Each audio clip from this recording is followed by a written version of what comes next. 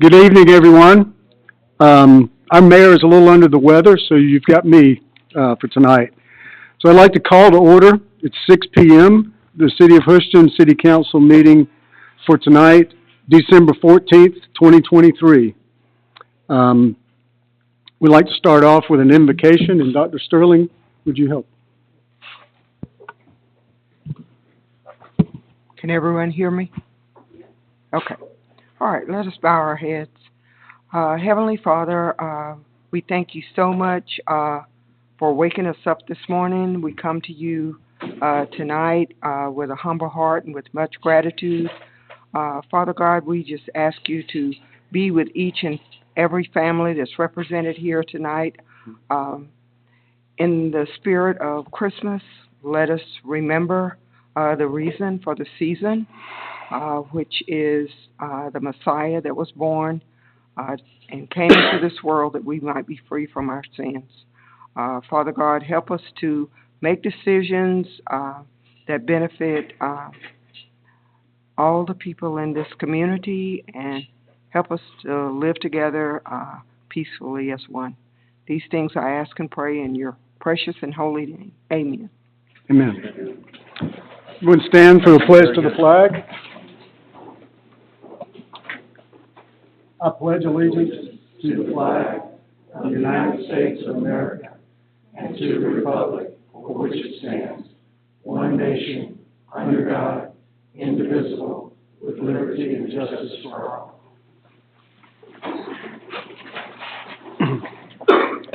Okay, we need an agenda approval. Do we have a motion to approve tonight's agenda? I make a motion to approve the agenda. We have a second? Second. All right, all in favor? Good. Tonight we have public hearing. We'll start this off. We have, first item is D-23-05, second D-23-06. We'll turn this over to Jerry. I'll let the city attorney go ahead first. Thank you. Thank you. There are three items on our public hearing agenda this evening. Items 1 and 2 we will take together, and then we will separately take up item 3. Public hearing has been called on item 1B-23-05 variance, Premier Residential Builders Georgia LLC by Harold Tripp, applicant UTR Houston LLC, care of Anthony Criscione, property owner, seeks a variance to the Houston Subdivision and Land Development Ordinance, Article 6, Access and Design Requirements for Roads, Section 613, Road Right-of-Way Widths, Miters, and Pavement Widths, to reduce the minimum required pavement width for a local residential street private named Creekside Commons Drive from 26 feet from back of curb to 25 feet for 3.3 acres, fronting approximately 150 feet on the south side of Eagles Bluff Parkway, approximately 210 feet west of State Route 53, and approximately 215 feet east of Country Ridge Drive. Existing zoning is mixed-use district, and the proposed use is 31 fee simple townhouses. A public hearing has also been called on item 2, V-23-06 variance, Premier Residential Builders Georgia LLC by Harold Tripp, applicant UTR Houston LLC, care of Anthony Criscione, property owner, seeks a variance to the Houston Zoning Ordinance, Article 6, Specific Use Provisions, Section 6.55 fee simple townhouse, to 1, increase the maximum number of units in one building from 6 to 8 for 2 of 5 total proposed buildings. Number 2, to reduce the minimum lot frontage on a street named Creekside Commons Drive from 24 to 20 feet for several lots. And 3, to reduce the minimum lot size of 2,400 square feet to 1,800 square feet for several lots for 3.3 acres, fronting approximately 150 feet on the south side of Eagles Bluff Parkway, approximately 210 feet west of State Route 53, and approximately 215 feet east of Country Ridge Drive. The existing zoning is mixed-use district, and the proposed use is 31 fee simple townhouses. I hereby open that public hearing. Jennifer, could you confirm that public notice has been given? It has. After we hear a report from Jerry Whites, our city planner, we will allow speakers both in support of and in opposition to the applications. All speakers must abide by the following rules, and these rules will also go for all speakers relating to item 3 when we do that public hearing. Please state when I call you up, please come to the podium over here, speak into the microphone so that everybody can hear you. State your name, your address, and whether you live in the city of Houston. Speak only to the merits of the application. Address all comments to mayor and council. Refrain from personal attacks. Discuss the facts instead of giving opinions and speculation. To allow an opportunity to as many people who wish to speak as possible, please don't duplicate points that have already been made. Each side will have a total of 10 minutes to speak. If we need more time on items 1 and 2, we'll give it since it's 2 items. In the event that we have multiple speakers, I'll allocate time accordingly so that everybody gets a chance to speak. Agendas and outlines of public hearing procedures are located on a table just as you come into the meeting room, and after the hearing is closed, the matter will be closed, and it'll be on our agenda on Monday. Jerry? Thank you, City Attorney and Mayor and Council. Thank you for the opportunity to speak on this. These 2 variance applications are related, and they're being held as one public hearing. There's also one staff report that addresses both of these matters. The staff recommendation is for approval of variance V2305 to reduce the road width by 1 foot, and then also approval of V2306 for several variances to the townhouse regulations. And that recommendation is for approval with several conditions associated with it. And I would like to spend just a minute or 2 giving you some background on this piece of property, because it's been let's say a challenge, a very, very much a challenging piece of property for the administration for many years, actually.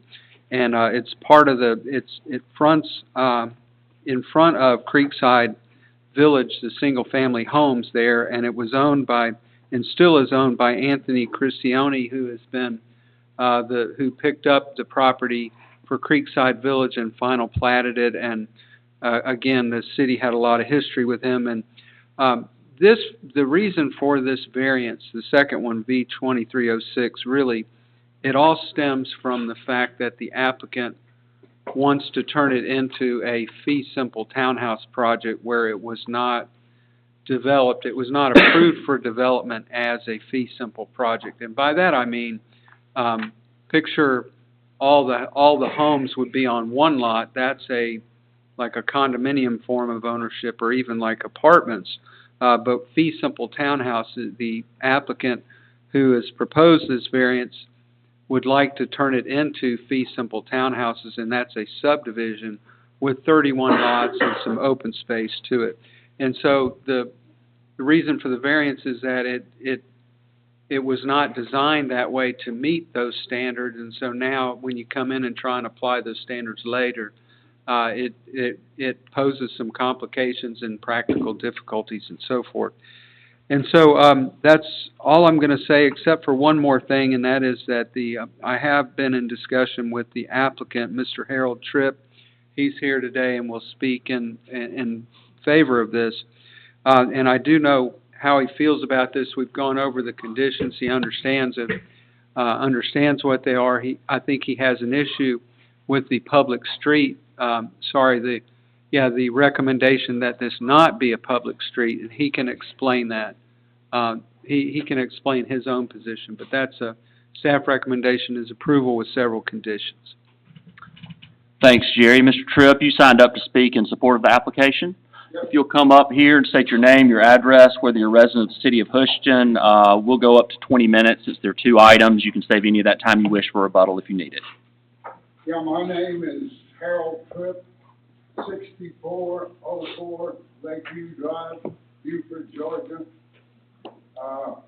I am the licensed builder and one of the managers for Premier Residential Builders.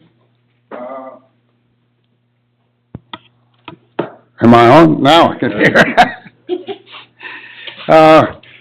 I'm here requesting that you grant these variances because it's currently designed that was permitted as a condominium project.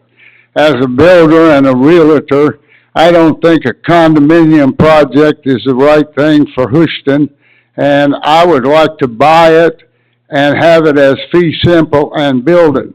I'm a local builder. I'm an award-winning local builder.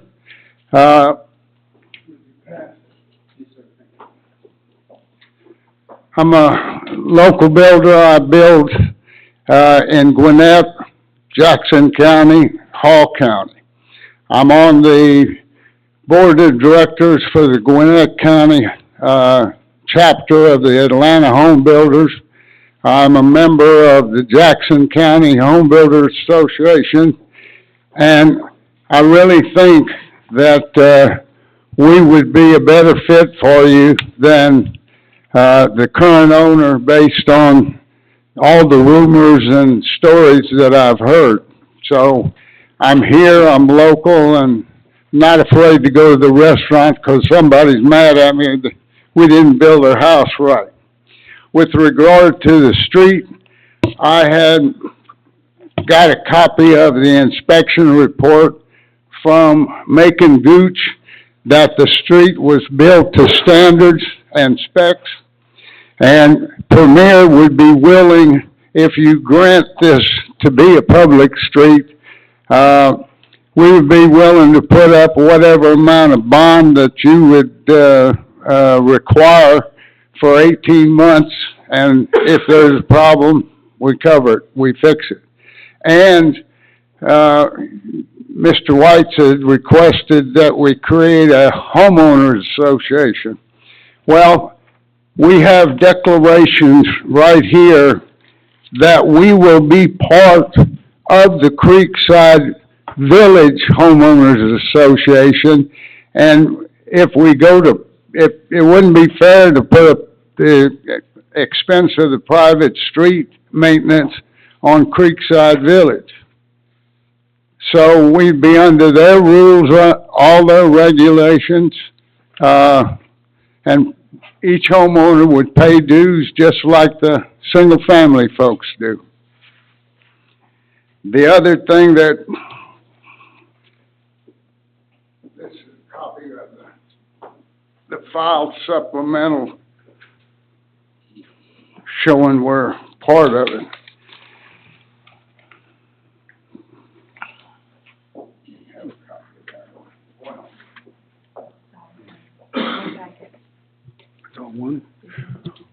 We're in agreement with, Mr. White's conditions, except for the private street, and we got some concerns about the spacing of the greens that he wants, the evergreens.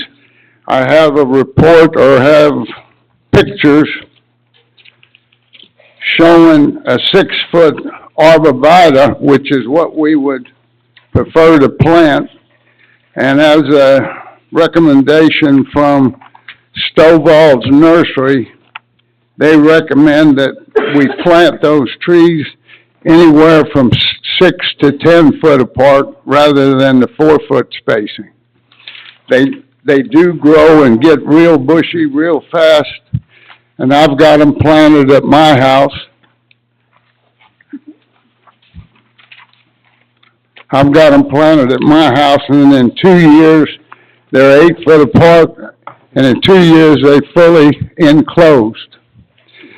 Some of the pictures you're looking at is the very end of the street, and we don't have, Mr. Weiss, we don't have room to plant down in there the 10-foot wide that you're requesting. There is natural trees at that end of the street that currently exist, and we would propose putting up a 6-foot fence through the trees or in front of the trees and around the turnaround and put in as many evergreens as we can, but 10-foot wide might not be obtainable or able to do.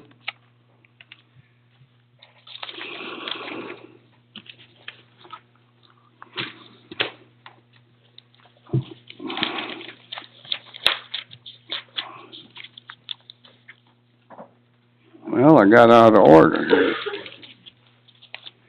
One way or another, there's going to be a development there, and we just feel that we'll do it better than anybody else because we're local. We've got a good reputation, and if you looked at the awards page, We've been winning awards since 2008, but then we took about a 3.5 year vacation like all the other builders did. There's no building done. So we've built approximately 600 plus houses since 2011. We have 4 subdivisions in Jackson County. We're currently building the new one that'll have 125 homes in it. We currently have 76 lots developed and 49 in development. So,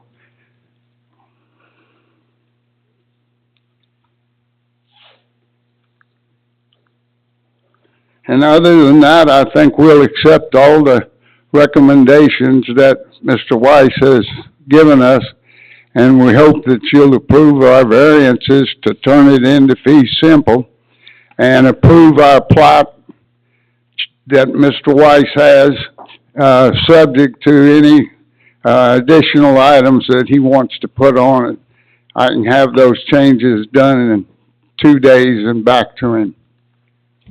I guess that's everything I got to say. Thank you, Mr. Tripp. All right, is there anyone else who wishes to speak in favor of the applications? If so, raise your hand. Is there anyone who wishes to speak in opposition to the applications? If so, raise your hand. All right, I see 3 hands. Ms. Brown, or 4 hands. If you want to come up, since there's 4 of you, we'll go with 5 minutes each. Good evening. Christina Brown, 205 Quail Run. I agree with Mr. Tripp that fee simple townhouses are probably a better fit for Houston than a condominium development would be. But in light of the recent massive developments that we've approved, I just feel like preserving open space has become even more important. So that's my main concern here. Without the variance, using the current minimum lots for this type of development, there would be a maximum of 26 units. With the approved variances, it would be 31 units. I understand there are extenuating circumstances, the history of the lot, of the property, and the existing lot development that's in place. There's also access issues discussed in the city planner's report. So some concession should be considered, I agree. However, the proposed final plat, if I am doing my math right, has 14.7% proposed open space, and this type of development is supposed to have a minimum of 20%. The streets are going to be narrowed by a foot, no problem, but that is a concession. There is a suboptimal turnaround. I'm concerned about driveway length, especially on the single garage units. Will that increase street parking on the slightly narrowed street? Would there be public safety concerns, access for fire and EMS? Based on rough calculations, the additional square footage of open space required that would bring it into compliance with the 20% would reduce the number of units to 29. So that is a compromise between the 26, as would be without variance, and the 31 as is proposed. I'm wondering if it would be a consideration to abandon lots 30 and 31. That would bring the development in compliance with the open space. Additionally, they border on property that is owned by the city of Houston, so the open space will be visually increased, enhancing the quality of life in that area. So I feel like compromising at 29, it's 3 more units than would be currently permitted, 2 less than requested. I think it benefits both the developer and the city of Houston as a whole. So I was just thinking that perhaps this could be tabled and allow the developer to come back with a new final plat proposal that in some manner increases that green space, because I think that's going to be a growing concern as we develop. That's all. Thank you, Ms. Brown. All right, 2 gentlemen right here, raise your hand if y'all want to come up.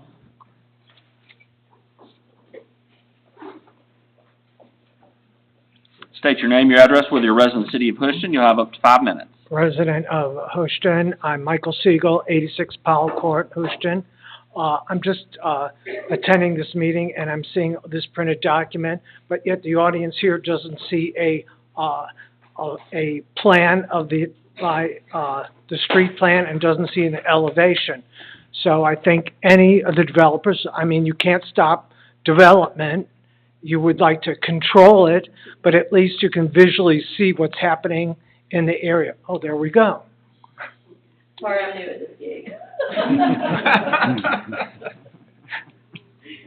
Okay, and that's all I'm asking for. It's the first time I've seen it, so that's all I can say. And just, input with that, any future development, you know, we're looking for the city to be, more, applicable to people passing by, see advantage of living here. So we're looking for some type of consistency that you go through the city with some type of street light, visualization, so the city looks very consistent. And that's basically it. Thank you. Thank you. All right, sir?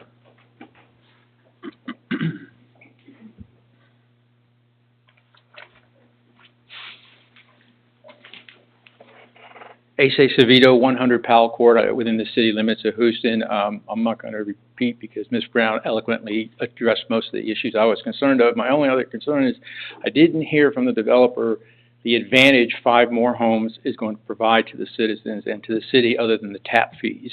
And as we progress and we continue to grow, the appearance of high-density housing is what I think we should try to avoid. So 5 more homes to me on that plot, I don't think it benefits the city in its appearance or it benefits the city or its citizens. That's my concern. Thank you. Thank you. Thank you. All right, sir, in the back. Mr. Tripp, I'll give you a rebuttal after everybody's finished with opposition.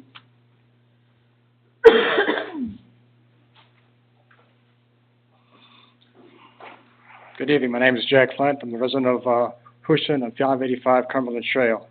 Not to piggyback what anybody else had to say, but as a certified horticulturalist, I believe that arborvitae is not the right choice for buffers between these homes. They don't grow as fast or as big as the developer said. There are other shrubs that they're better, especially when you're considering townhomes. Something that's going to get a little bit higher to screen some of these things. But arborvitae is good between single-family homes, but not for multi-family homes and 2- and 3-story buildings. Thank you. Thank you. All right, Mr. Tripp, you have about 12 minutes left.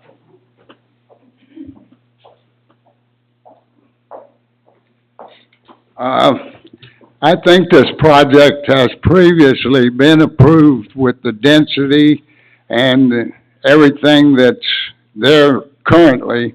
And if I don't buy it, this man is going to sell it to somebody else, or he's going to come in and build it as rental units. And you're going to have the same amount of units because it's already been approved for 31. And being a condominium versus fee simple, I think you're way ahead being fee simple. And if I don't buy it, I'm sure he's going to sell it to somebody, or he's going to come in and build it himself and turn it into rentals. And I heard Mr.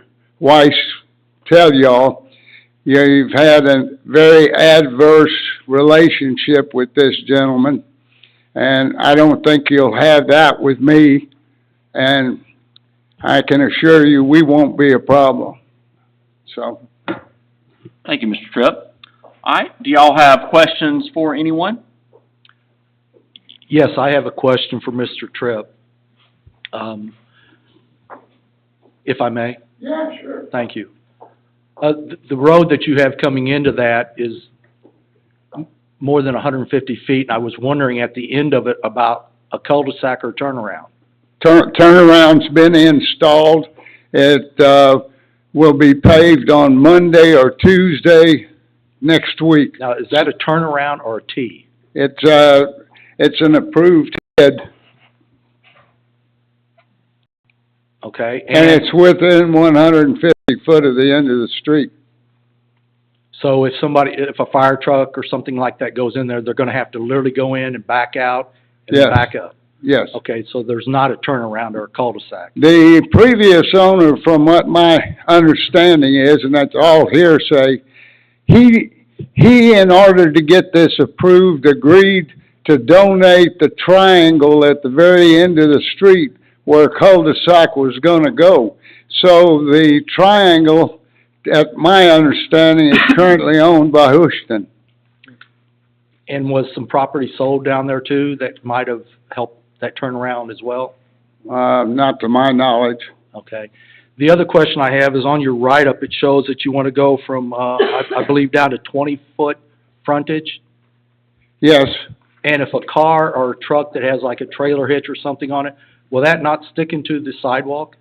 I don't think the way we'll build them, it won't. We got a pretty flat site there. So how long are your driveways if the drive is 20 foot? I don't know what the setback is. If it's 30-foot setback total, we'll have 30-foot driveways. Okay, because they did a 20 foot, I believe, in Twin Lakes.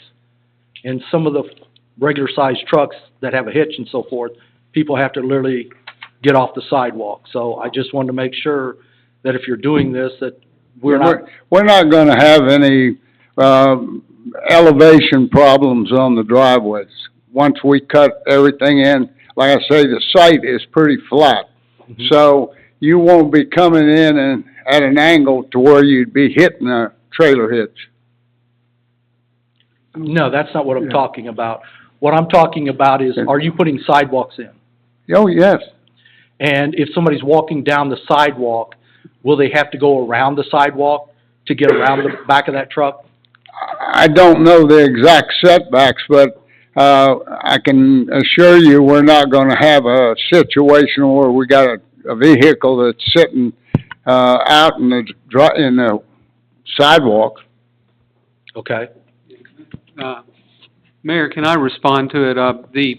I think it'll help to be able to distinguish between the lot width, which the applicant is requesting to reduce to 20 feet, and the building setback. Okay, the lot width is think of that as the width of the driveway. And, there's questions about if that was lessened from 24 to 20 feet, does that create an on-street parking issue? And I think that 20 feet is still enough width to get two cars to park in the driveway. What the council member is worried about mainly is the setback, as Yes. Mr. Tripp is implying.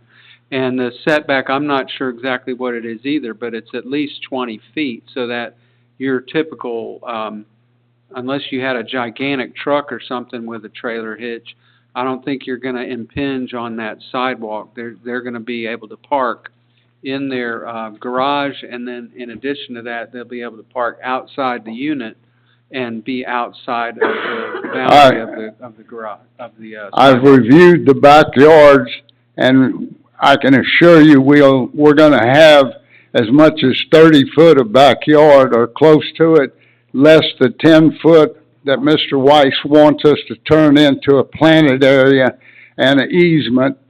So we can set the units back as far as we want, as long as we keep a decent backyard for people. Okay, and then one last question is, if the street was narrowed and there was cars parked on both sides, would that give emergency relief through the middle? I would think so. I mean, Well, that's pretty important to know, not to think. well, it'd be my opinion that yes, there'd be room. Okay, Currently, we're only off 6 inches.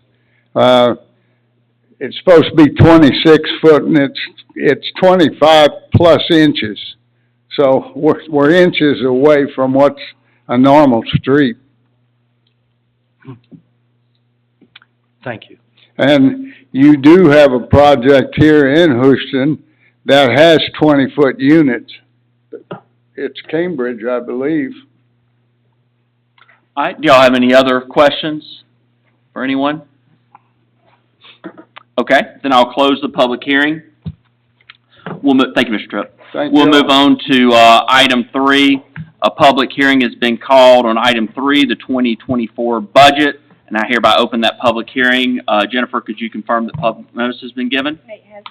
All right. Tiffany, will speak on behalf of the budget, and then I'll allow, people to come up and say anything you want related to the budget. We won't call it opposition or support. We'll just allow speakers that want to come up and talk to the budget. All right, Tiffany?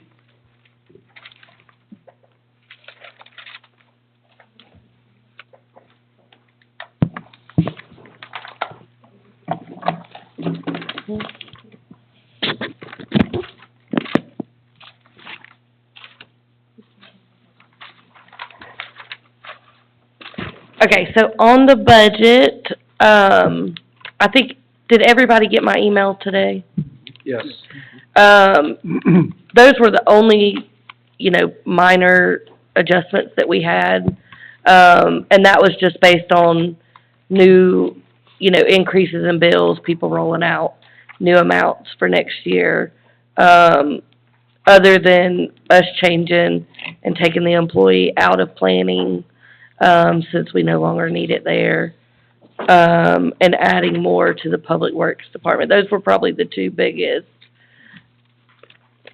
I don't know if y'all had anything else that y'all saw.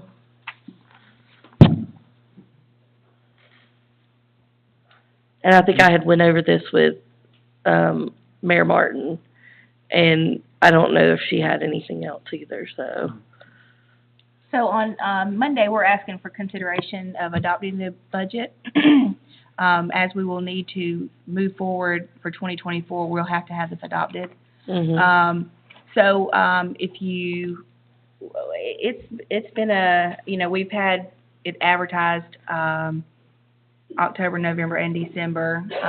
We allowed a lot more time just because we did have new elected officials come in.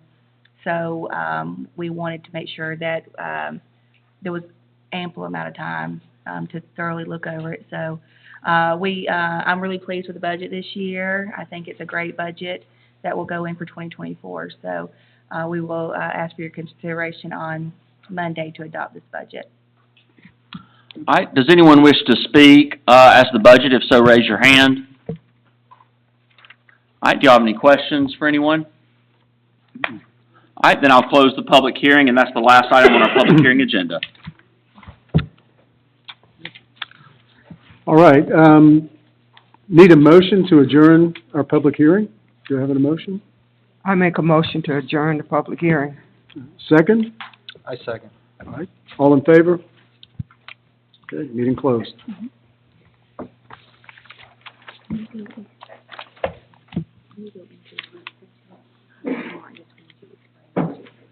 Okay, I mentioned it, but I will, yeah. Yeah, I did. I started off with that. Okay, we're gonna open up our work session. We're called to order. First off, we need an agenda approval. Do we have a motion to approve our agenda for this work session? I make a motion to approve the agenda. Do we have a second? Second. All in favor? Okay. Do we have any reports from any of the council on any items? No. Okay. First off, we have two items on old business, and I'd like to, number one and number two, Resolution 2023-14, and Ordinance 0-2305. I'd like to turn this over to Dr. Whites. Thank you, Mayor and Council. I'm looking at the minutes of November the 20th, the meeting that we had where we discussed these matters. And at that time, the council, the sitting council who was present, voted to approve first reading the ordinance and the resolution with certain changes to the maps. And so map number one, which was the green,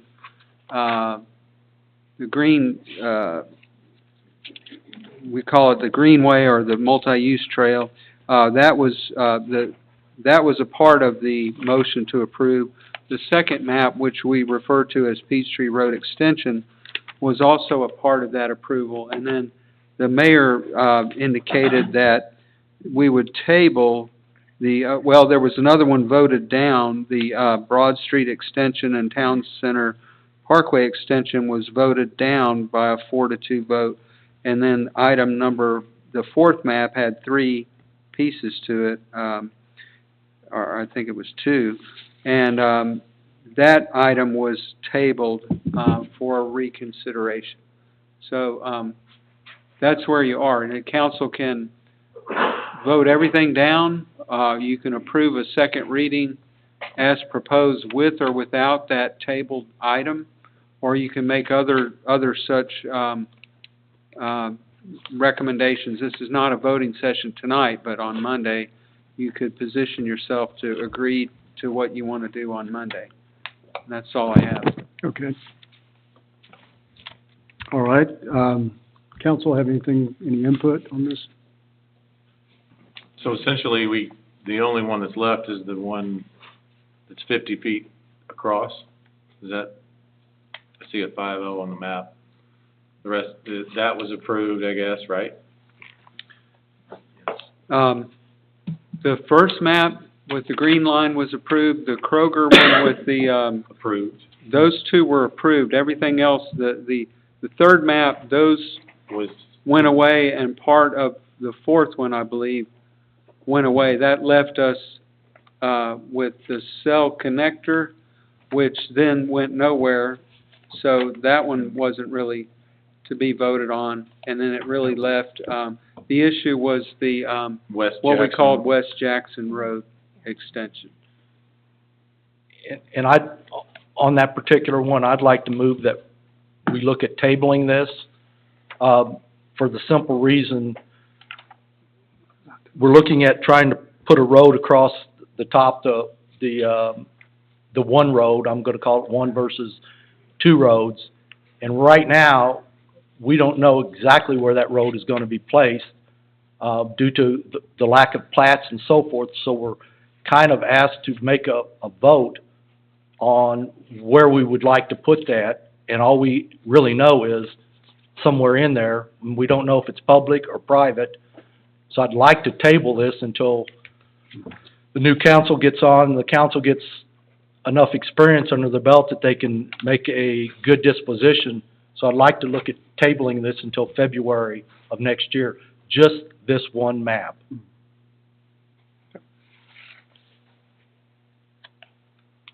Dr. Weiss, there's a question he has said, is the road private or public? As I understood it, the development that has been presented is a gated community. Would that not entail it as a private road?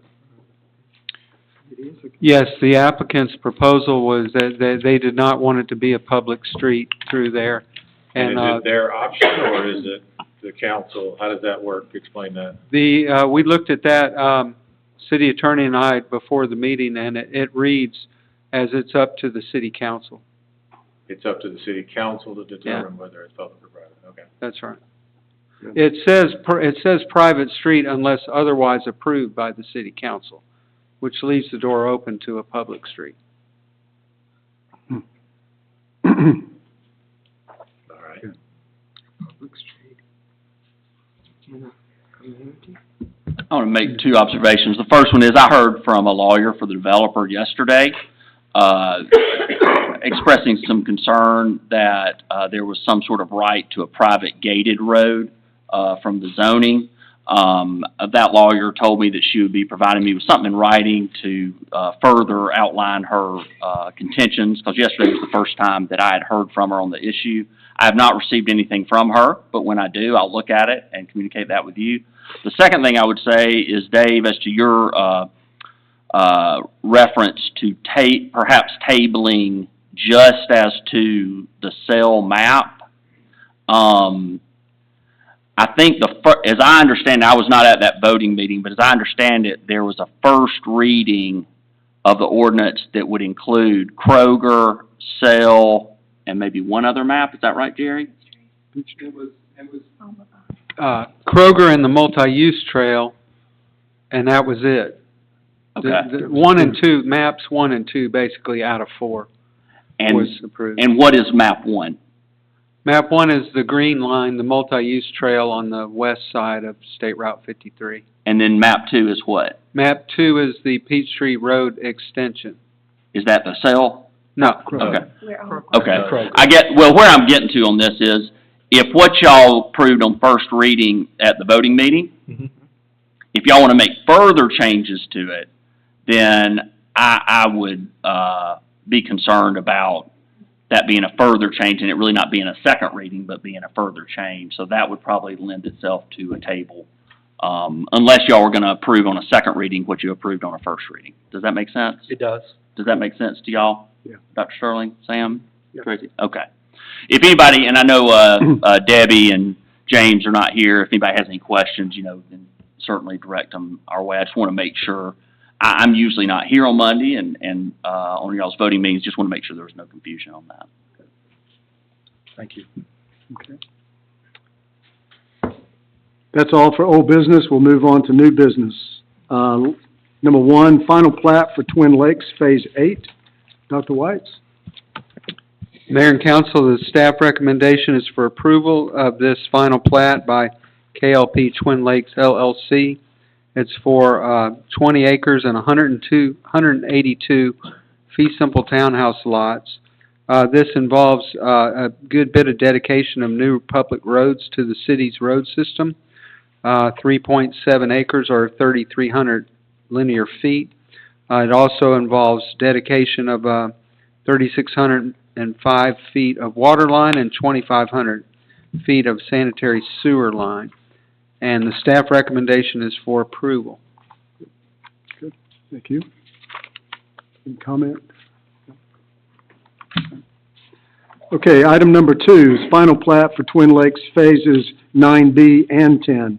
Dr. White, And- back to you. Yes, and again, the staff recommendation is for approval.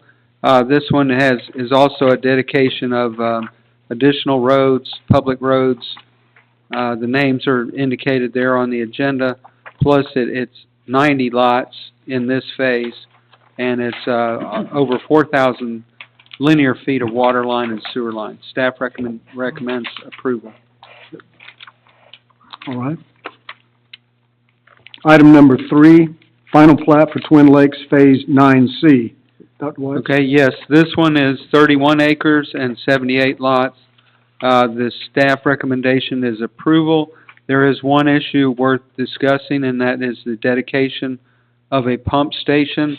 The city council back in May of this year passed a surcharge on, a maintenance charge on sewer lift stations.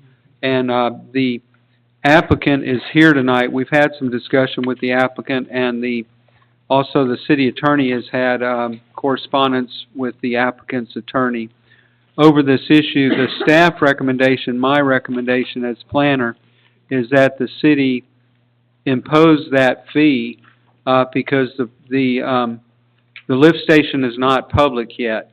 And once you accept this plat, you are accepting that lift station, and you should, in my opinion, consistent with your prior vote to charge a lift station maintenance fee, that you should charge the fee. The applicant contends otherwise, and I don't want to speak for the applicant, but I would summarize that they believe that it's unfair to apply that $200,000 charge at this point because they built the station already before the fee was set up, and that it's a hardship in terms of the applicant being able to recover the costs and so forth. And but I want to let the mayor, I would recommend that it's not a public hearing, but I would recommend that you go ahead and let the applicant, Sean Stepan, make the case for that, because that's an issue. Otherwise, the recommendation would be from planning staff is to approve the final plat with the condition that that $200,000 sewer lift station maintenance fee be charged as a condition of the approval. If you're, with your permission, or let me ask if No, I think it's good. the city Sean, attorney you want to speak? Yeah, come on up. You'll state your name, your address with your resident city of Houston, and if you could address that issue. Sure.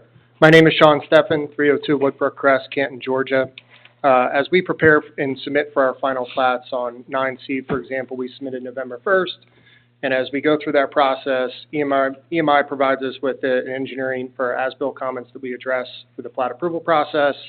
And also Jerry Weiss provides us with planning comments that we also address as part of the process. Neither of those documents provided us with notification that the surcharge would be collected. As we go through the process, Mr. Weiss and I work on these things all the time. Called me about a week ago and said, Sean, are you aware of the surcharge? Which we were. So it's not necessarily, I would just ask that the council takes into consideration the timing. So we got our, our pump station approval in September of 2022. We commenced construction in October of 2022. We are aware of the surcharge in May of 23 that was implemented. The documentation for the meeting minutes for that evening does not include any any details on the timing of the collection of that surcharge. Every time we have, whether we have an impact fee increase, for example, the water impact fee was $12.50, got raised to $2,000 in 2022. The fee schedule is immediately updated. We can get that information, plan for it accordingly. Same with sewer impact fees. We can follow the tracking of those fees. So really, my request to Jerry in our discussion was, really the question is, or what I'm asking the council is it applicable in this case? And my argument is, our permit was received 8 months prior. As we plan for that, we've lost the opportunity to plan to absorb that cost. Secondly, we contract with our builders typically at the start of each phase, and I lost the opportunity to try to recover that surcharge. I'd argue that the surcharge is in place. I would just ask the council to take into consideration and really vote on this issue for Monday's meeting. We make a significant investment in these phases in our development, and we are prepared to make that payment if that is the decision of council.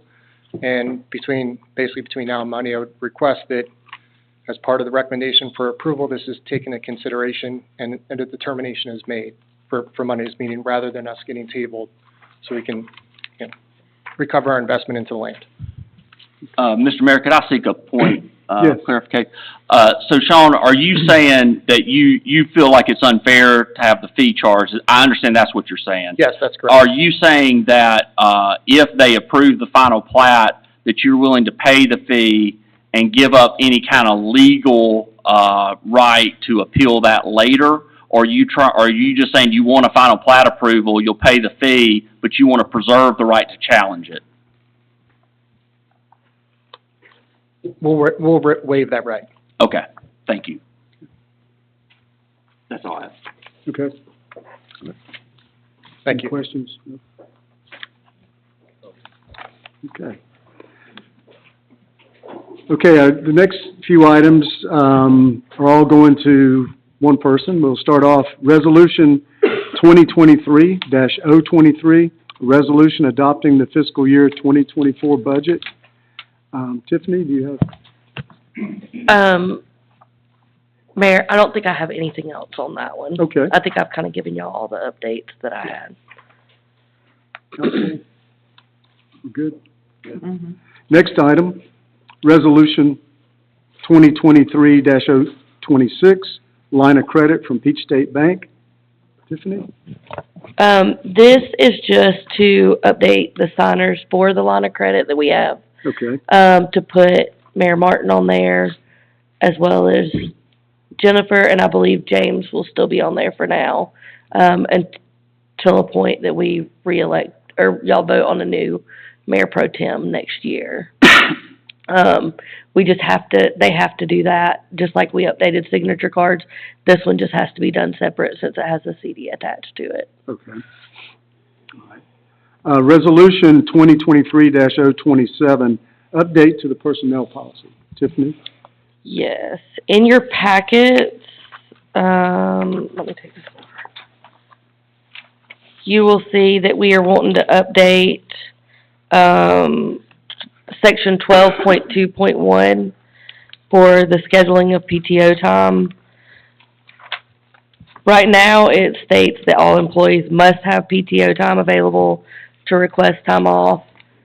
We did think that was gonna work. However, things do come up in life that you can't plan.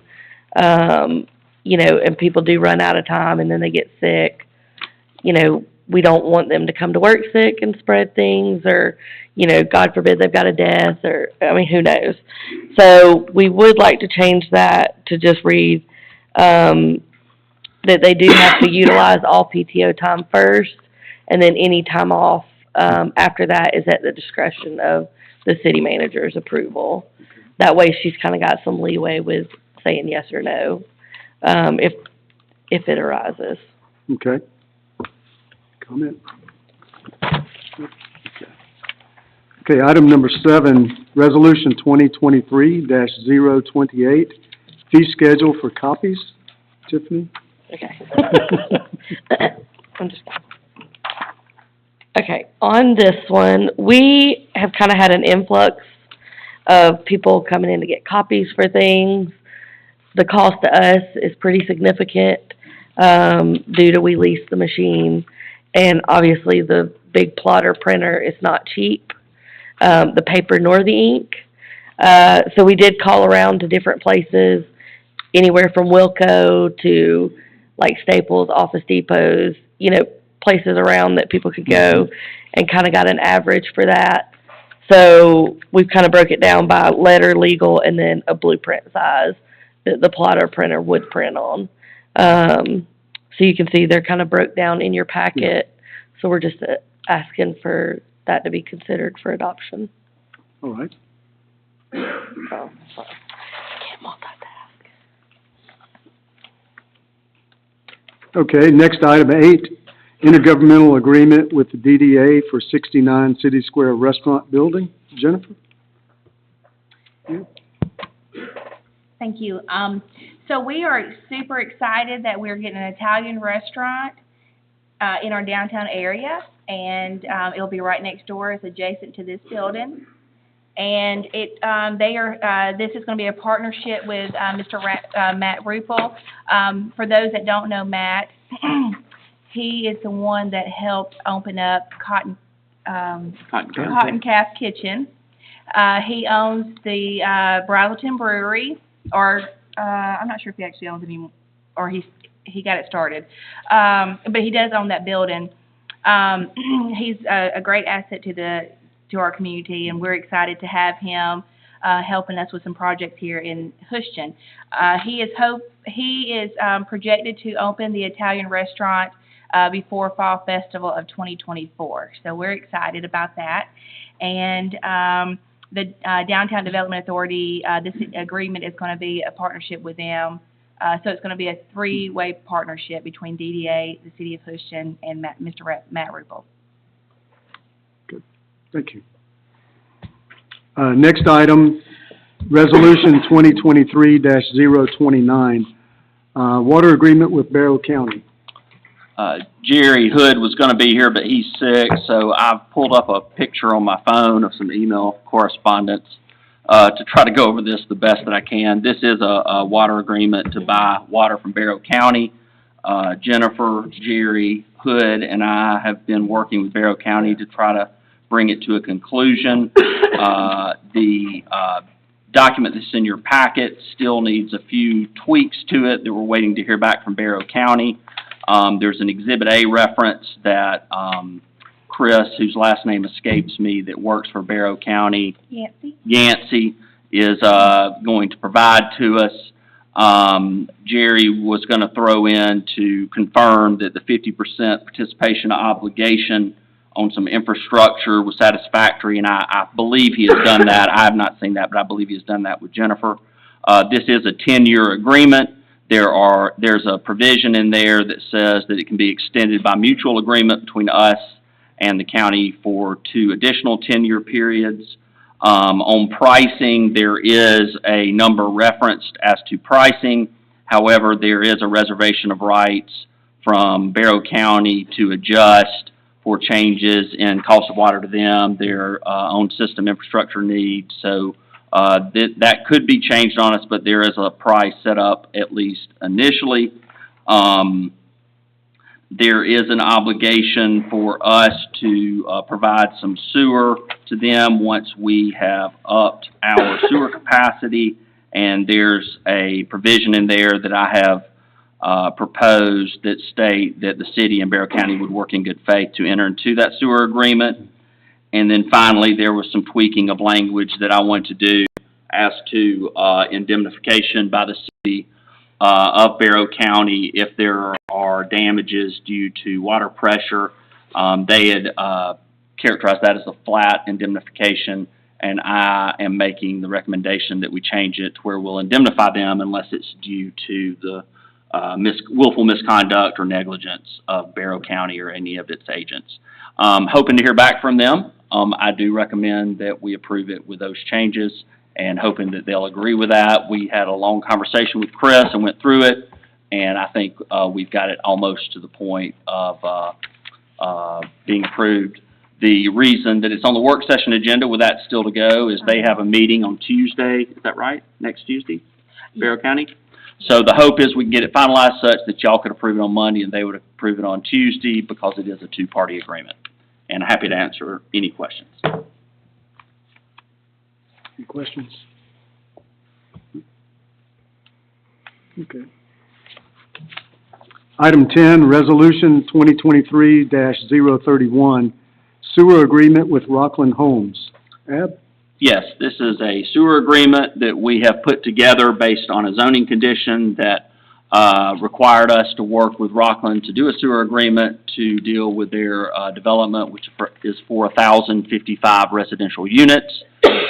We have had a considerable back and forth since the passage of the zoning on this issue, and we have settled on a sewer agreement that basically guarantees them some capacity in our first phase, which takes us to 0.95 of up to 250 residential units, and then the rest not until we get to 2.0. There is the requirement, as is referenced or was referenced in the rezoning, of a prepayment of all the sewer connection fees, which amounts to like $6.3 million. The agreement is in your packet, and Rockland is satisfied with the language of the agreement, and so it'll be before you on Monday. Thank you. Okay, item number 11 is Resolution 2023-030, Phase 1B Water Distribution System Improvements. Jennifer? Our engineer, Mr. Jerry Hood, is told me to let you know that he apologizes for not being here. He is under the weather. So I'm going to be speaking on behalf of this project. What they're asking for is a proposed Phase 1B. As you know, we've already done Phase 1A, which was the water upgrades from Joe Pena all the way to right in front of Larry Stansel's building. So now we need to finish it and go to the tank, the new tank. So what he is asking for is that we sign stating that we allow them to do the final planning, permitting, bid, construction services on this. And it just, if you'll look in your packet, it gives the scope of work that they will be providing for that finalization of that Phase 1 water upgrade. Okay. I do have a question on that. Is it fair to assume that the completion of the pipeline ties in with the water agreement, so we start both of them at the same time? Well, this is something this is a totally different project. Okay, So you're talking about the one on Peachtree? yes, Yes. So we actually have a grant for this okay. that's covering this, so that's why we are going to go ahead and try to finalize this one. All right, move on to item 12, disposition of surplus property. Dr. Whites? Yeah, thank you, Mayor. This item, although it's called disposition of surplus property, is probably, that was my language I gave to the assistant city clerk, and so it's my fault that that's a little bit imprecise in the sense that what we're talking about here is a declaration and disposition of surplus property and a policy more generally, not specific to anything. The reason that this came up was over on Bell Avenue, there's a piece of property that the city owns that a couple of developers are interested in because it's got nothing but a sewer easement in it, and property is on each side of it is being developed, and there's interest on the part of those adjacent property owners to have the city basically abandon or declare the property surplus and then go through the proper motions of basically selling it to the adjacent property owners.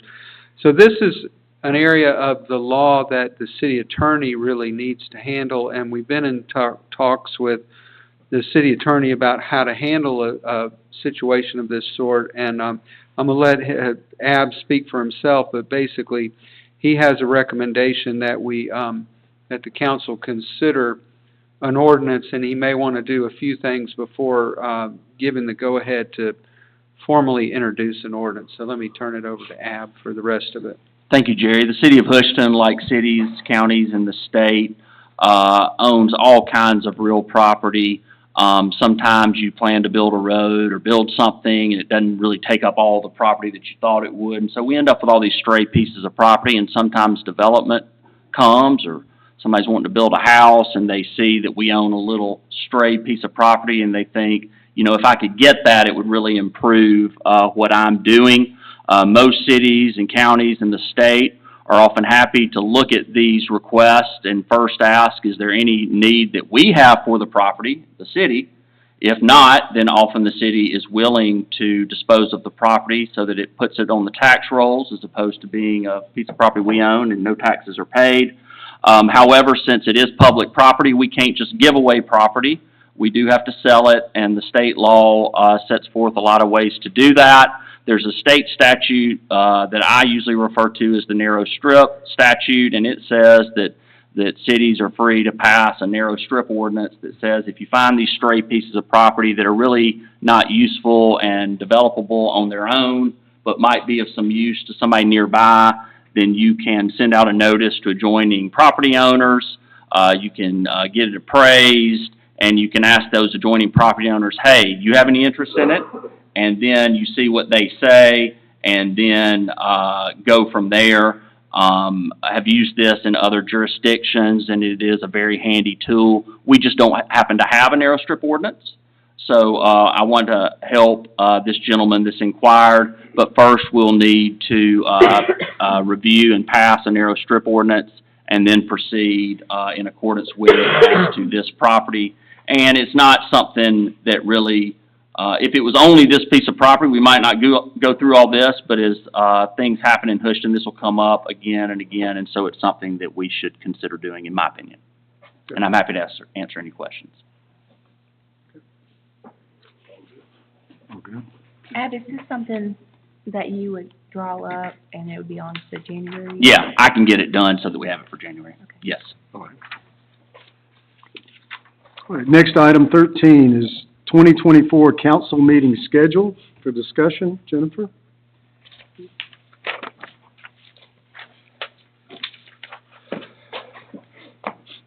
Thank you.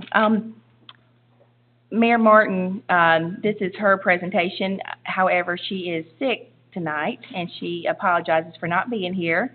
So I'm going to discuss this, and she is watching online, so if I don't do it correctly, I'm sure she will let me know. Council members, Mayor Martin would like to ask for your consideration on the 2024 meetings. Although we're not voting for it on Monday, and this is just a discussion only, she would like you just to go ahead and start making, if you have any questions or other considerations, that you can go ahead and start getting with Mayor Martin and working those concerns out before the January meeting. But what she is suggesting, and I believe that she's already sent everybody an email to go ahead and get your input. But on this, we would still have the work session and public hearings on the second Thursday at 6 p.m. But instead of having it, the work session, public hearing on Thursday, and then going right into a voting session on the following Monday like we're doing now, she would like to suggest that it either be the fourth Monday or the fourth Tuesday. I've heard feedback from a couple just from today, and I feel like Mayor Martin has as well, that Tuesday seems to be the best date for our consultants, and it's still being at 6 p.m. So y'all can, have a discussion amongst yourself, now, or y'all can, get with Mayor Martin and discuss, any concerns that you may have, or, if you want to give a thumbs up to her, you can, most certainly do that. But it will be on the January agenda, for this item to be voted on. Also, on the Downtown Development Authority, they have their meetings on the second Monday at 6 p.m. She is requesting that, they continue that second Monday at 6 p.m. She has talked to the Downtown Development Authority Chair, Ms. Tracy Jordan, and the co-chair, Dr. Sri Kumar, and they have advised her that they are fine with that, continuing, at that time. Is there any discussion?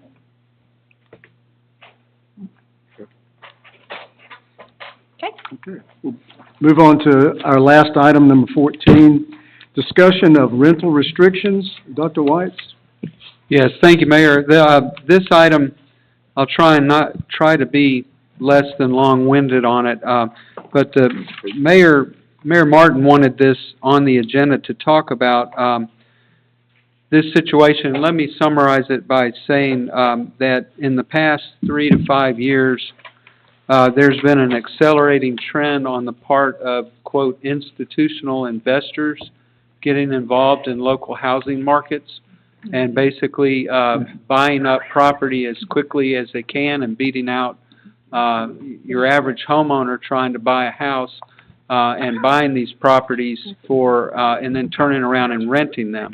Then not only do we have that phenomenon, but we have a situation now where they call it build-to-rent communities. And what we've seen this in Jefferson, and then most recently, I believe this has created a bit of a public outcry locally in Houston over the Alma Farms property. I don't know that for a fact, but I've heard that property has now been sold to yet another, quote, institutional investor who is interested not in promoting homeownership, but in promoting rental, buying the properties, buying the lots, building the houses, and renting them exclusively, not ever putting them up for sale. So I think everyone can see, I mean, there's nothing inherently wrong with rentals, but when you take away the right to do it as a homeowner, that does raise some concerns about local homeownership rates and so forth. And so it's an issue that not only Houston is facing, but every local government now, probably in Georgia and elsewhere. And the trouble is that there's not really a lot that you can do directly because if you own a home, you can rent that home short of being a quote, not a short-term rental. We do not allow that. That's commercial lodging. But short of that, anything other than a short-term rental, you're able to rent your home. And so there's never been a guarantee that a house that goes on the market is always going to be owned by an owner. I mean, apartments are owned by one investor and everybody rents. Townhouses, fee simple, they can be owned by a person who buys the lot and the home, or they can be rented.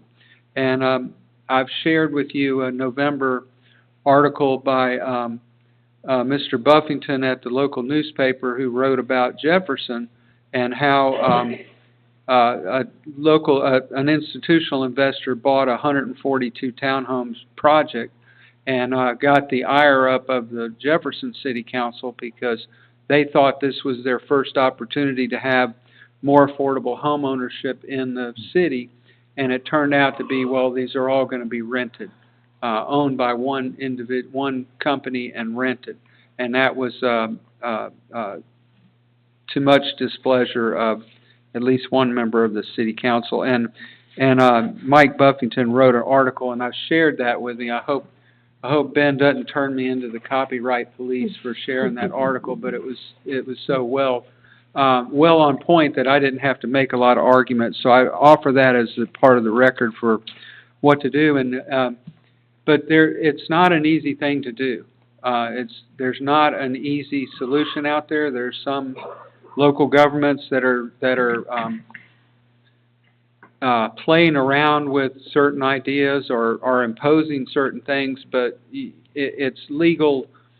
It's a legal quagmire. It's an area of unsettled law, and so I don't know if the city attorney wants to address it, but we were going to have it on the agenda for discussion, and then I don't have. If I had a great answer for you to propose, I would, but we don't, and it's a little bit.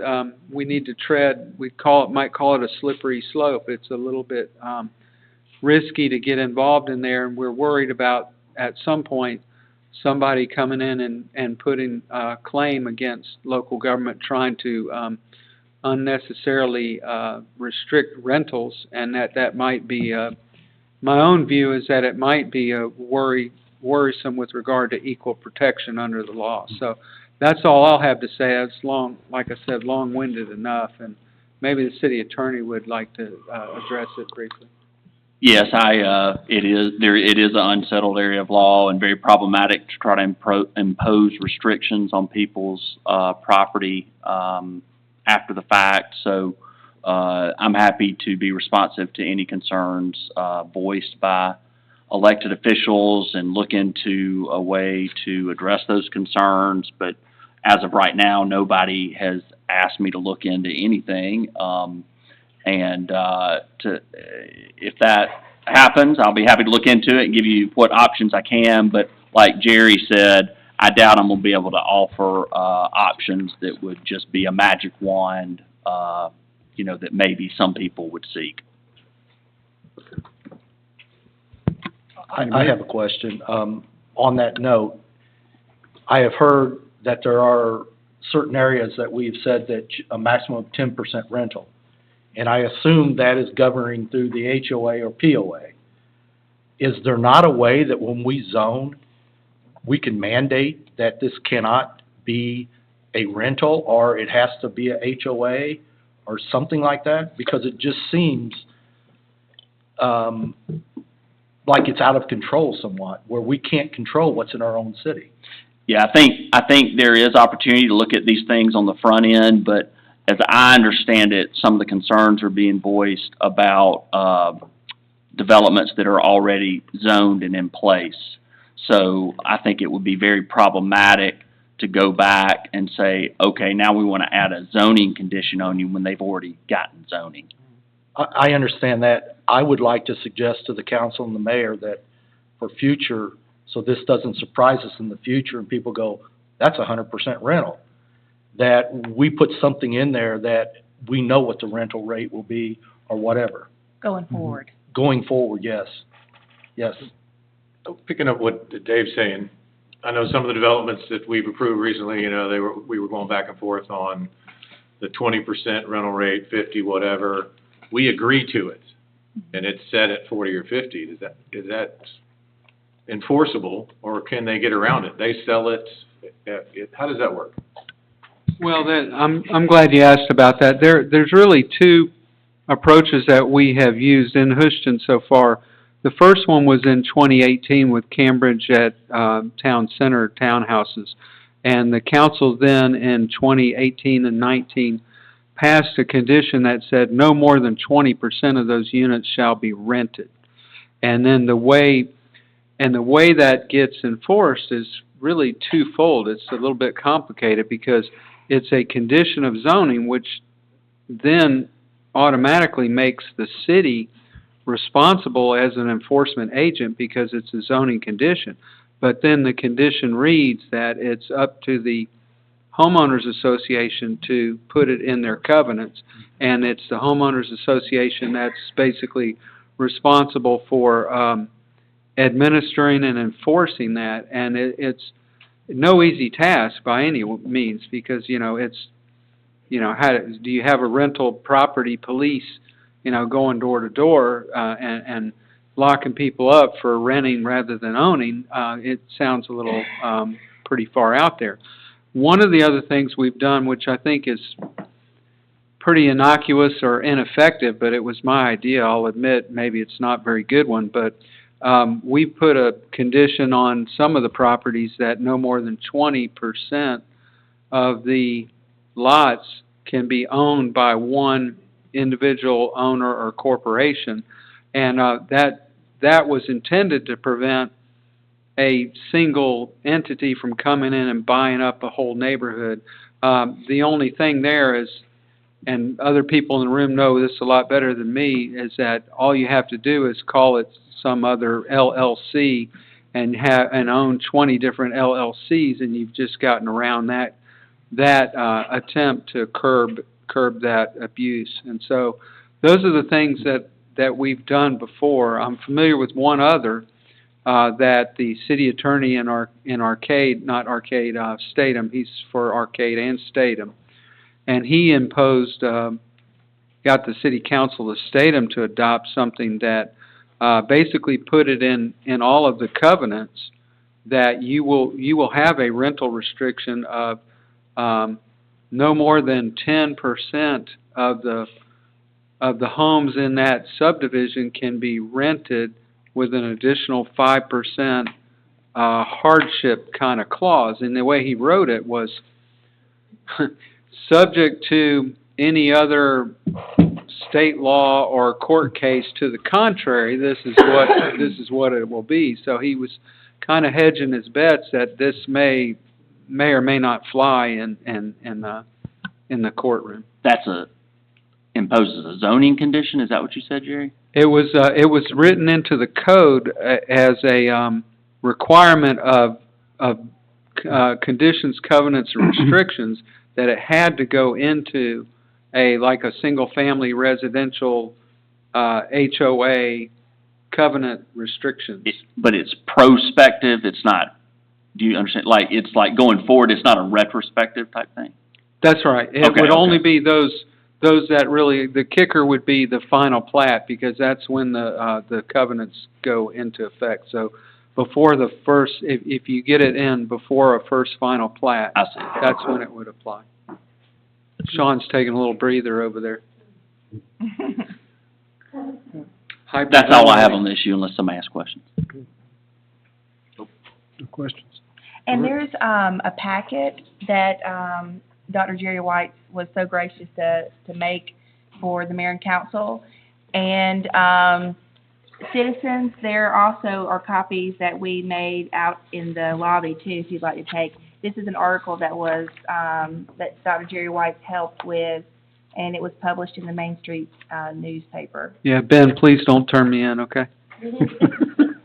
Well, good thing it's got the credit on the bottom. Okay, brings us to our last item is citizen input. Thank you, Mr. Mayor. Thank you. We had 3 people sign up for citizen input, Shannon Sell, Richard Green, and Mel Trivy. I know those gentlemen want to speak. Does anyone else want to speak this evening? If so, raise your hand. All right, so we've got 4 speakers. Shannon, why don't you come up first? As I call y'all up, if you'll come up, state your name, your address, whether you're a resident of the city of Houston, and everybody will have up to 5 minutes. What I say in these is you can talk about anything basically you want that's related to the city of Houston, with the exception of the 2 variances that we covered and the budget. And the reason for that is since we have public hearings on those and we limit time, we don't give a second bite at the apple. So if you want to talk about those, I'm going to ask you not to, but anything else is fair game. All right, Shannon? Yeah, I'm not going to talk about that. So I'm Shannon Sell, 328 East Jefferson Street. Yes, I'm a city resident, have been. The rental thing that y'all were just talking about, roll back the clock to about 2008, I'm telling you, when the real estate market was crashing, renters saved a lot of subdivisions and houses that were going to be foreclosed on. You had people occupying them instead of getting rundown houses. So, don't knock a renter. It's not necessarily a bad thing that one company owns 1,000 homes in one town. They usually maintain them pretty well. The yards are cut. They clean them up. They misbehave. They kick them out. Find somebody else. What I came to talk about was these roads on my property. In general, none of y'all have come in and talked to me. You've proposed 1.5 miles of roads through my property. I've talked to Sam some about it, talked to James some about it. But Dave, Debbie, Fredria, Tracy, I didn't even talk to you about it. If y'all adopt this, it encumbers my property, it puts a cloud over it, it devalues my property. You're talking about doing it without compensating me? I've really got an issue with it. And the biggest issue I have with it is anything I ever do with that property in the future, if I do anything with it, anything other than agricultural, put cows or chickens on it, I gotta come before the city council to get it approved. If it's going residential, commercial, industrial, whatever's gotta be done, it's gotta come in front of this body to get approved. Why are we muddying the water today and causing all these headaches? To my knowledge, no formal studies have been done on it. It all gets back, people keep talking about the school. You know, I can go on forever. Most of y'all were never even here when that school was built and don't know the history of it or the traffic problems with it. Come talk to some of us and get first-hand knowledge what goes on. That road doesn't have any traffic problems other than when the school's letting in or letting out. Go over there right now, you can walk up and down the road, there's no traffic on it. There's not in the middle of the day. I'll tell you this. I said this to Sam today. If the city of Houston decided they wanted to go through every subdivision in the city and say, hey, we need a 10-foot easement from our right-of-way into your front yard for a future to-be-determined water line, sewer line, fiber optic line, how would the residents of the city feel? It encumbers their property. It puts a cloud over it. Oh, my God, anybody's going to buy it. What are we going to do here? I've got to come and ask for your permission. This is borderline condemnation without compensation. Why are we doing that? Why? Jerry and I have talked about this some months ago. I thought this was a dead issue, but obviously it's not. But it disturbs me more than anything that I've lived my entire life here, and I know you people, but you won't come knock on my door and talk to me about this. You're just going to come out here and blindly say, Shannon, we're going to condemn 1.5 miles worth of streets on your farm. You know, I could be the best friend to the city of Houston. I've made this town millions and hope to continue to. And I want to be an asset to the city.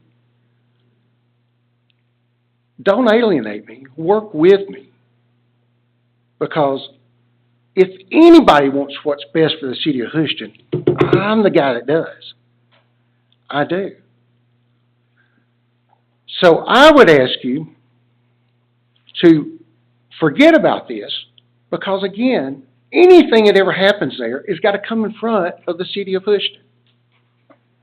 You're going to have the say-so whenever, if ever, it happens. If you want to condemn it or buy it from me and go build a road over there, that's a whole other discussion if we want to do that right now, and I don't think we do. There are solutions to the traffic problems, but we probably need professional studies done on it. At the minimum, we need to have a roundtable discussion between myself, other property owners on that street, some of the city council, the planner, probably an engineer. Please talk to me before you just shove this down my throat. That's all I ask. I am here to work with the city. Okay? That's all I got. Thanks for your time. All right, Mr. Green?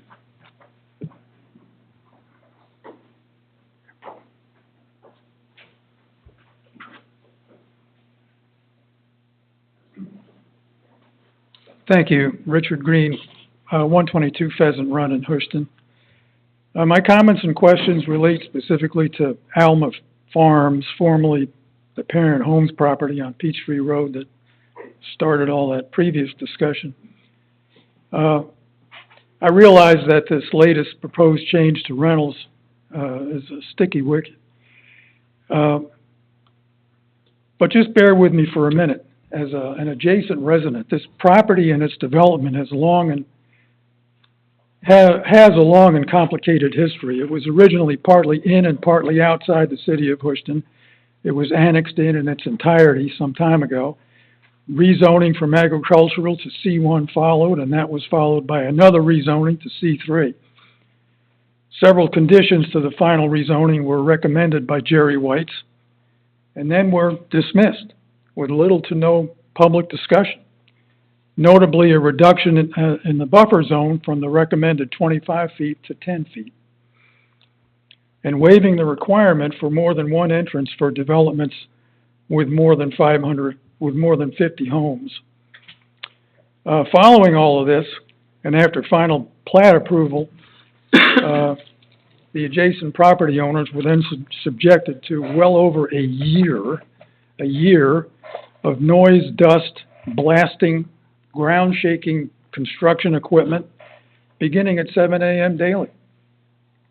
We're all going, what are they doing? Over a year? Anyway, be that as it may, here we are now with a planned rental community. So my questions are, who will be responsible for exterior maintenance? Will there be a limit on the number of vehicles not garaged? Will there be, what will be the minimum term of the lease? Will there be a limit on the number of residents in each home? And is the leasing authority aware of the requirement for more than one entrance? That's probably disappeared into Never Never Land, I get it. But Jerry, if I'm wrong on that rule, please correct me.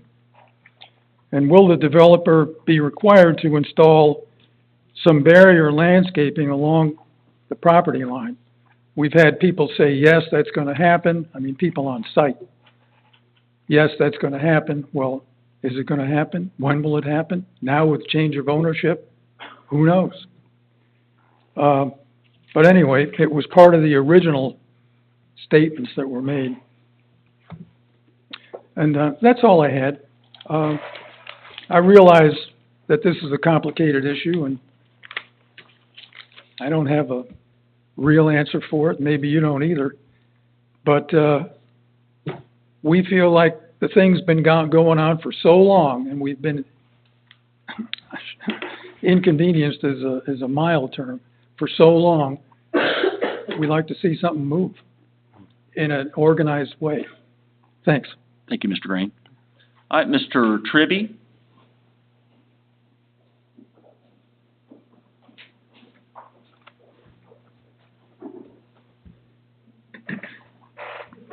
Good evening. Can everybody hear me okay? Yes, sir. Alma Farms seems to be popular tonight, so I'm going to add to it, all right? I have some handouts If here. you could state your name and your address and whether you're a resident of the city of Houston. Excuse me. Mel Tribby. I live at 42 Pheasant Run in Houston, all right? I have only 4 handouts here, so hopefully you can pass them out and share them, all right? Was the council aware, before they approved the final plot of Alma Farms, that there's a major fire code violation? I'm not going to get an answer for that, so I'm not worried about it. If you'll take a look at the first page, the Georgia Fire Code requires that the length of a dead end can only be 150 feet with no regulations. It can just be a dead end, all right? If it goes over 150 feet, you see you have to have either a cul-de-sac or a 120-foot hammerhead turnaround and so on, so that the fire trucks can get in there and can get out. If you've taken a look at some of the new fire equipment we have, and you go in 250 feet or 220 feet, it's gonna be impossible to back some of those out. All right? And I would hate to think that, we have a major problem where the fire truck can't turn around and fight a fire on the other side of the street because of that. If you'll take a look at page 2, it shows you at the lower right-hand corner that the dead-end street right in back of my house is 220 feet. The city has known about this, the building department has known about this, everybody's known about this since January, and nobody's done anything about it. I don't understand, all right? If you take a look at page 3, there's a picture of what it looks like in back of my house after a 1-inch rain. Nothing has been done about it. Absolutely nothing. I've given packets to the city, to the building department, to the city manager, and the mayor at the time. Absolutely nobody has talked to me about it. Nobody at all. By the way, it will be a rental department, a rental company. It's called Willow Bridge Property, if you need to know that name. It's Willow Bridge Property. They used to be called Lincoln Property. They were sold to Cadillac Fairview Property. It's now called Willow Bridge Properties. If you take a look at the reviews, out of 10, they're 1.2.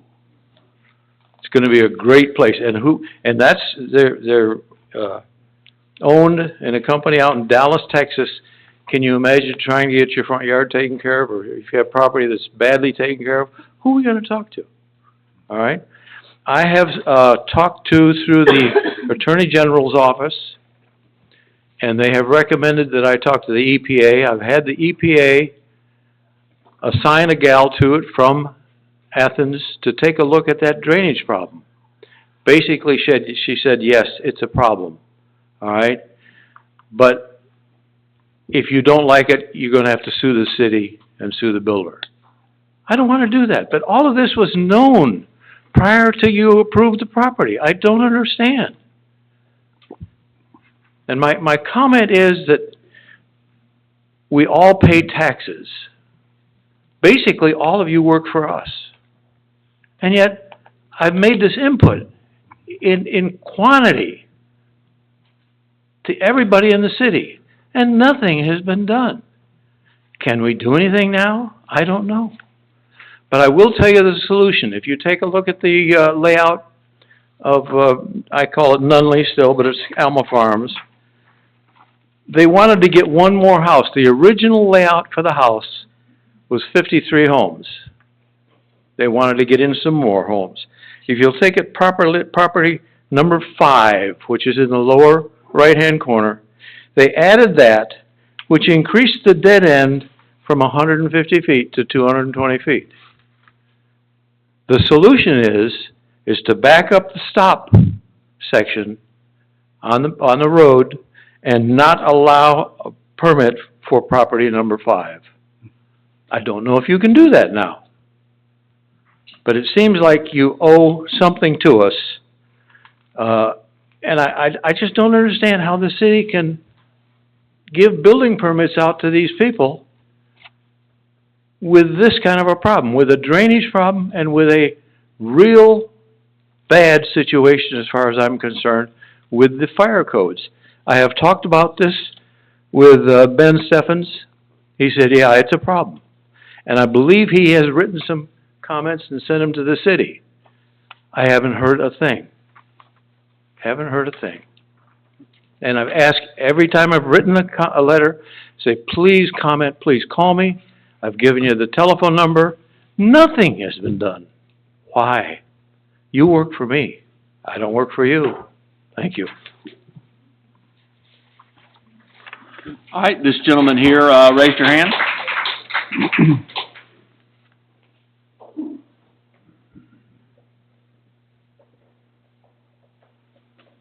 Ace Savita, 100 Powell Court, City of Houston.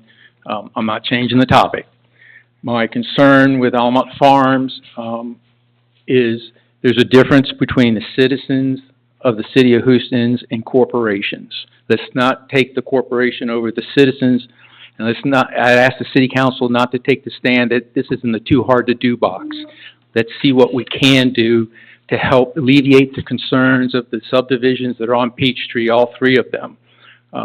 We want to maintain a great city. We want to make people part of our city, not just transients sort of passing in here for 1 or 2 years. So please, consider what we can do at this point. And I know it's not an easy road, and I know it may be painful, but the citizens are here for a long time, and transients and people deserve a place to live. Please don't get me wrong. I'm not being ugly about it. But whatever we can do as a city council to support the citizens over the corporations is what I would ask the city to consider. Thank you very much. Thank you.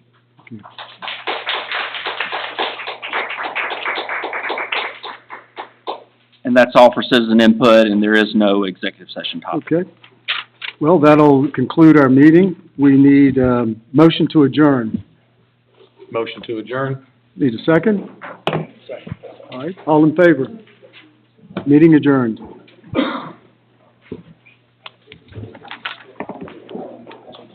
Hey, did you check to see if you,